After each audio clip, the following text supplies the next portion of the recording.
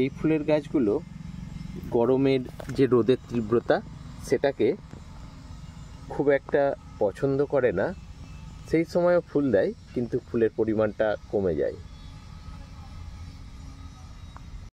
এই জবাগুলো মূলত অক্টোবর থেকে মার্চ মাস পর্যন্ত প্রচুর পরিমাণে ফুল দেয়। তারপর যখন গরমের তীব্রতা বেড়ে যায় তখন এদের ফুলের সংখ্যা কমে যায় এবং অনেক ক্ষেত্রে পাতাগুলো একটু কুঁকড়ে যায়, একটু খারাপ হয়, কিন্তু গাছ বেঁচে থাকে।